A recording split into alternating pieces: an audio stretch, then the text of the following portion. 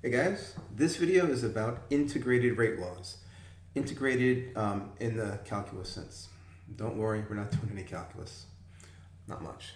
So, so far at this point, the rate laws that we've come up with, that we've seen, have all been functions of the concentrations of the reactant or the reactants.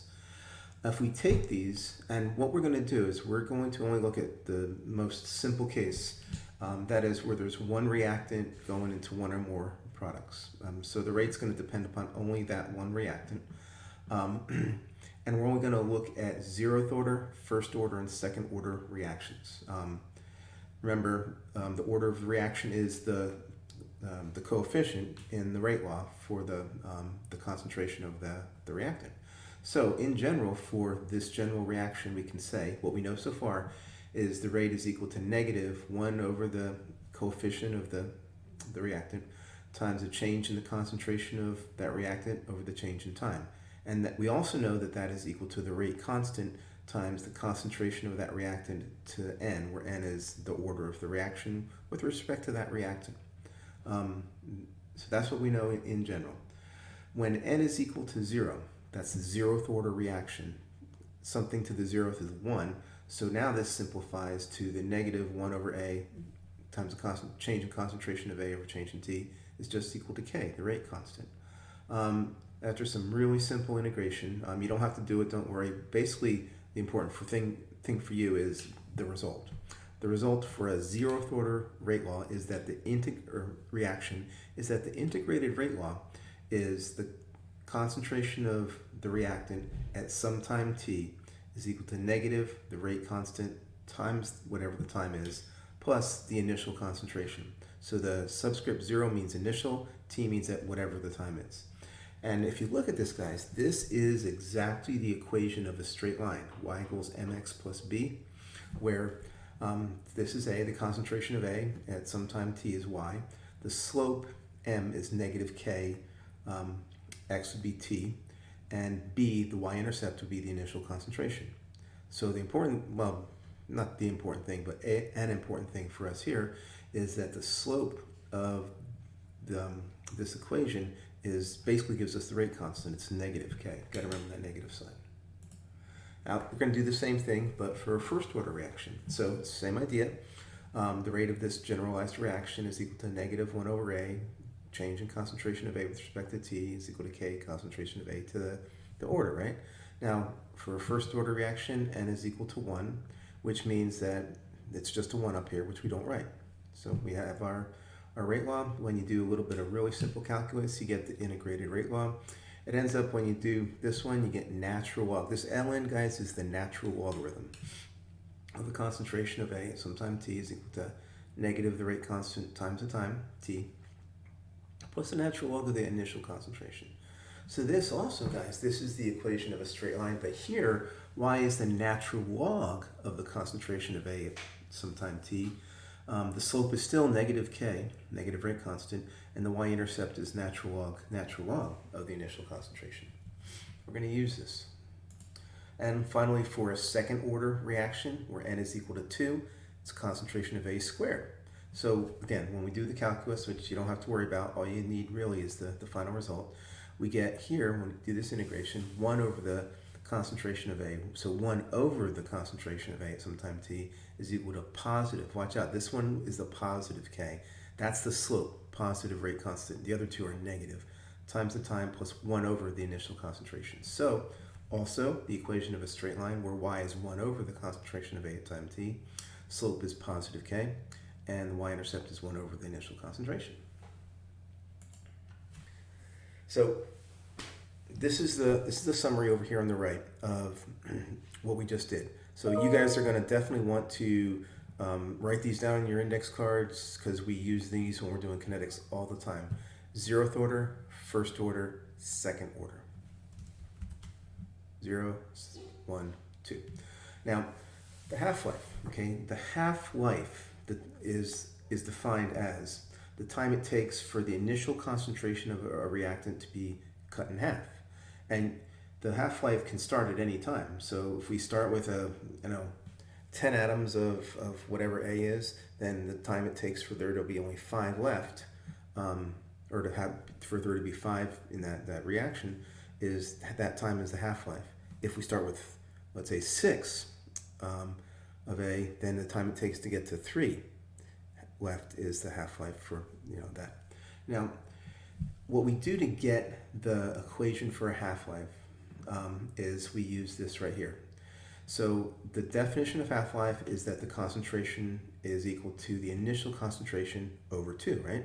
So A at time t is equal to the initial concentration over 2. And all we do, guys, is we plug this into each of these integrated rate laws and solve it for the time.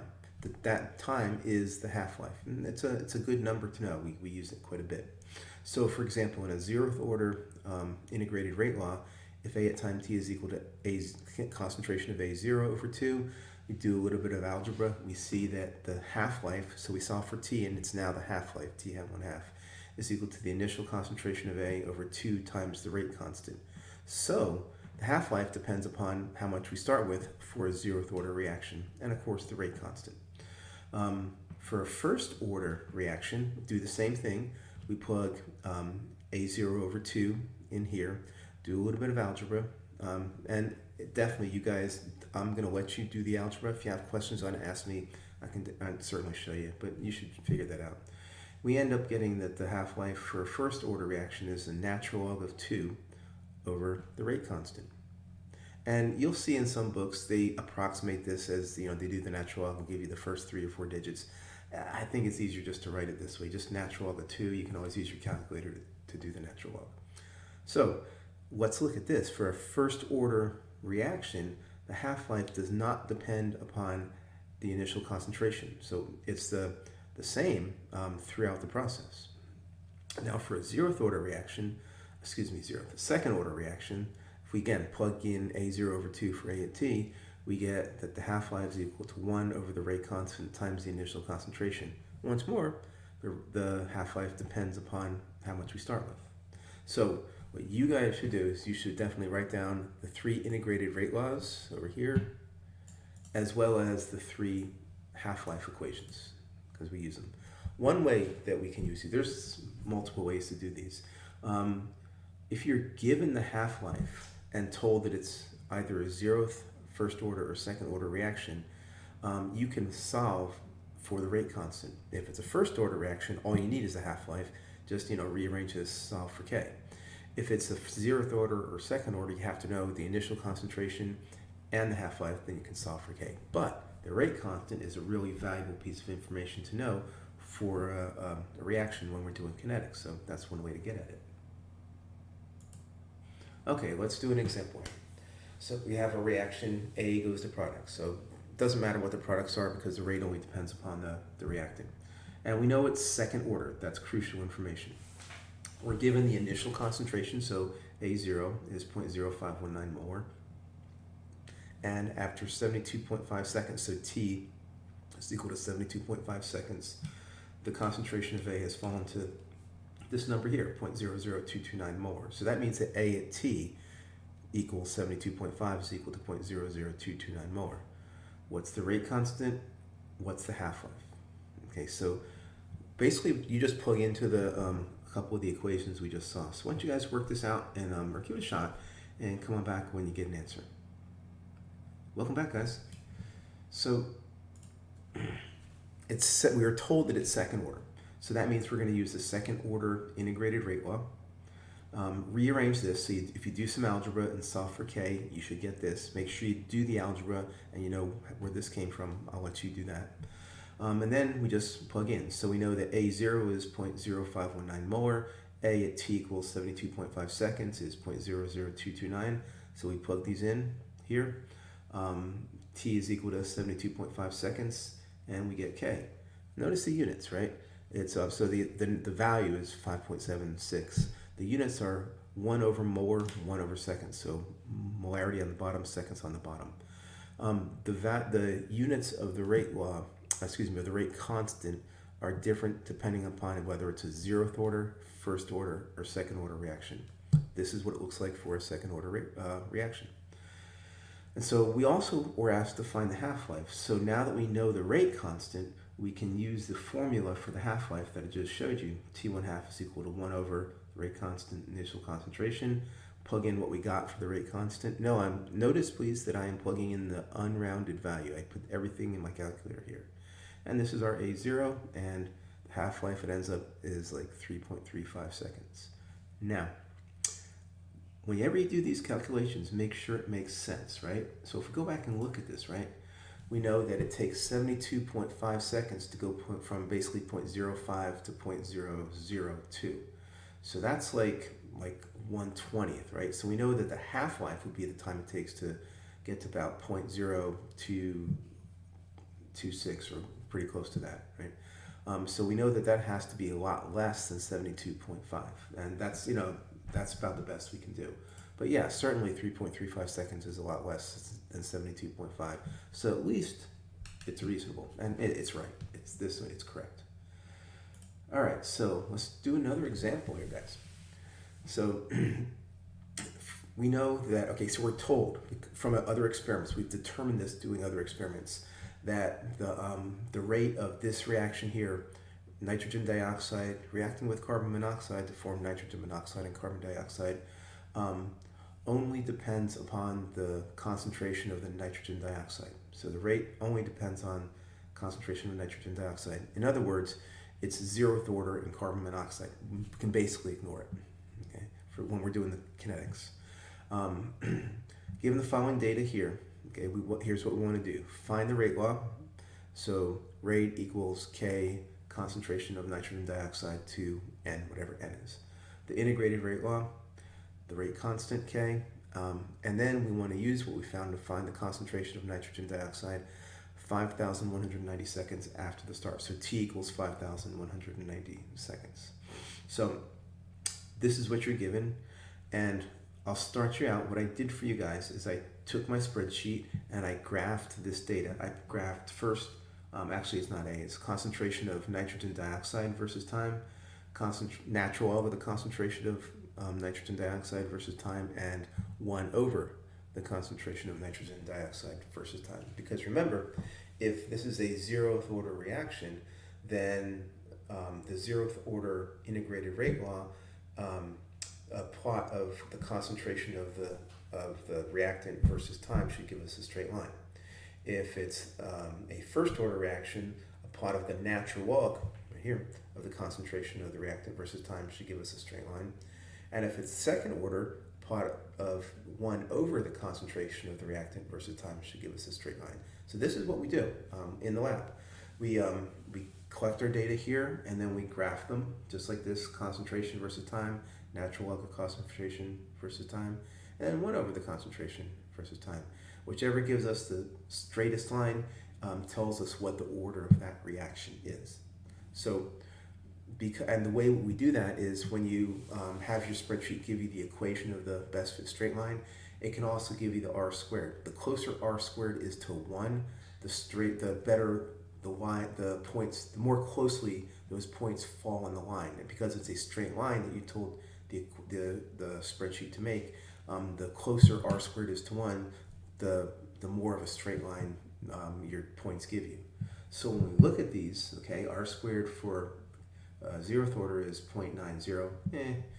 R squared for natural log versus time for first order is 0.97, getting better. But a second order, 1 over concentration versus time, that's a lot closer to 1, r squared is. So I'm starting you out, guys. We know now and the only way we know this is by doing the graphs. That you basically have to do that. I didn't want you to spend the time doing that. But it would be a very good exercise for you guys to take this data and make these graphs yourself with your own spreadsheet and see that you get this. Okay, so we know from the graphs, and that's the only way we know, that this is a second order reaction. Knowing that, you can do the rest of this problem. So why don't you guys take a few minutes, work it out, do the best you can, right? And when you finish, come on back. So, pause the video. Welcome back, guys. So, we know second order.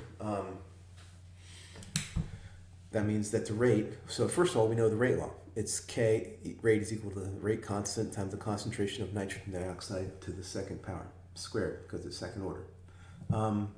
We also know the integrated rate law. So just plug in for A, we put nitrogen dioxide basically. So that's the first two parts, easy, right? And we got that again from the graphs, from comparing the graphs. Now let's find K.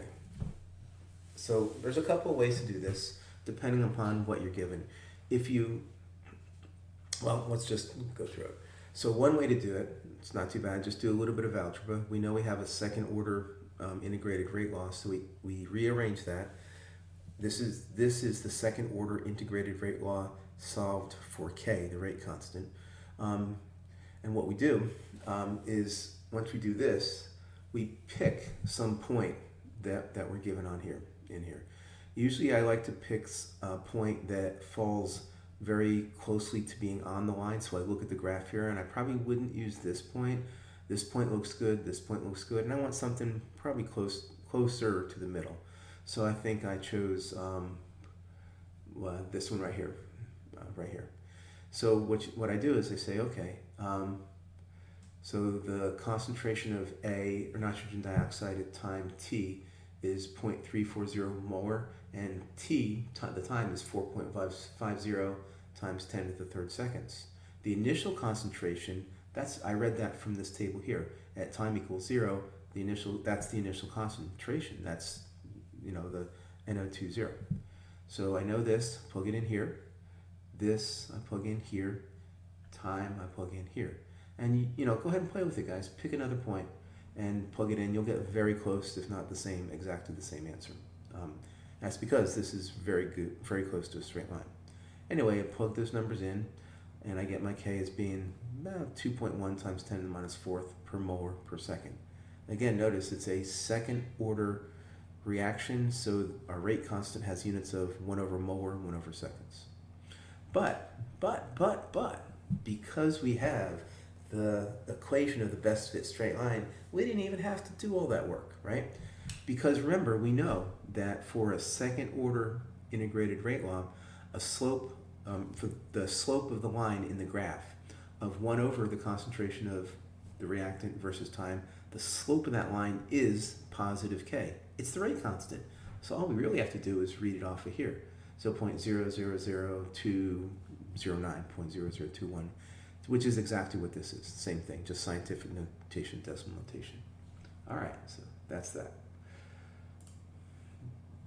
Now, the next thing we want to do is find the concentration of nitrogen dioxide at the time we're asked to it, after 5,190 seconds. So once more, we just use the second order integrated rate law. Here, T is equal to 5,190 seconds. We know K, we found it in actually two ways. And again, we know the initial concentration from our data table, 0.500 molar. So just plug this stuff in, solve for this right here. So you guys make sure you do the algebra, put this into your calculator, get the answer I do, right? But there's my K, our K. There's the time, 5,190 seconds. There's the initial concentration, plug in, and it works out, it ends up you get 2 sig figs from this. And it's 1, so what we have here, this isn't quite the answer. What we get here, and watch out for that, okay? This is 1 over the concentration of nitrogen dioxide at T equals 5,190 seconds. So to get our actual answer, and notice the units are 1 over molar. To get our answer, we just basically invert it, flip it. And so we get 0.32 molar. And that's all there is to that, guys.